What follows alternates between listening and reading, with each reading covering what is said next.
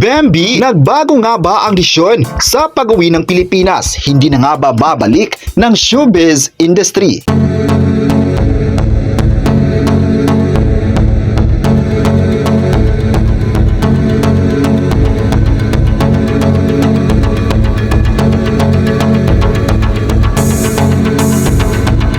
Hindi pa muna makakabalik ng Pilipinas ang bunsong anak ni Kris Aquino dahil gusto niyang nasa tabi siya ng kanyang ina.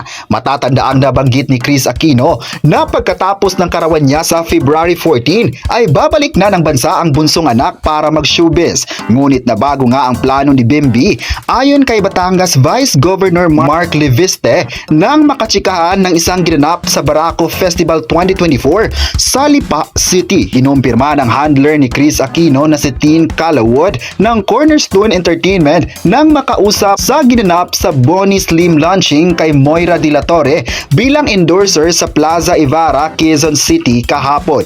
Nagpadala ng mensahe si Bambi sa ate niya na ipinabasa naman at binanggit niyang gusto niya munang magstay sa kanyang ina. Ayon pa kay Tin, inaabangan nga raw nila ang pagbabalik ni Bim para sa showbiz career nito. Ay excited na sila sa magiging projects ng bunso ni Kris. Pero nalamang hindi na muna matutuloy si Bambi dahil mas ginusto ng bagets na nabantayan ng mama niyang may sakit. Wala na kasing makakasamang anak ni Kris kung iiwan pa siya ng bunso niya dahil ang panganay niya na si Kuya Josh ay narito na sa Pilipinas. Mas pinili raw ni Bambi na mananatili para sa kanyang ina para mabigyan ng tamang pagkakataon na makasama at makapiling ang kanyang minamahal na ina. Ayon pa ng mga fans, proud din sila sa naging pahayag ni Bambi na mananatili muna kay Kris Aquino.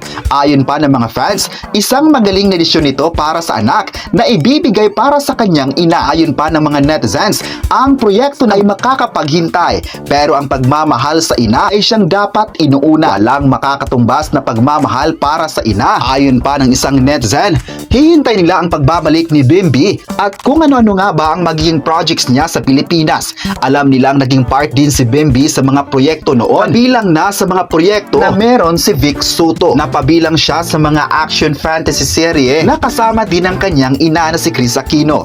Ayon pa ng mga fans, isang magaling na aktor si Bambi Aquino kaya iyan ang dapat aabangan ng lahat para sa kanyang pagbabalik sa showbiz. Alam nila magagawa ni Bambi ang kanyang proyekto at ang mga karakter kung ano man ang ibibigay na proyekto ng production. Naniniwala din ng mga netizens na isang magaling na aktor si Bambi Aquino at alam nilang hinihintay na ito ng mga fans ang kanyang pagbabalik. Kayo, ano ang masabi nyo na hindi muna babalik ng showbiz si Bambi Aquino? I-comment na kung tama nga ba ang kanyang desisyon na mananatili para sa kanyang ina at huwag kalimutang isubscribe ang ating YouTube channel.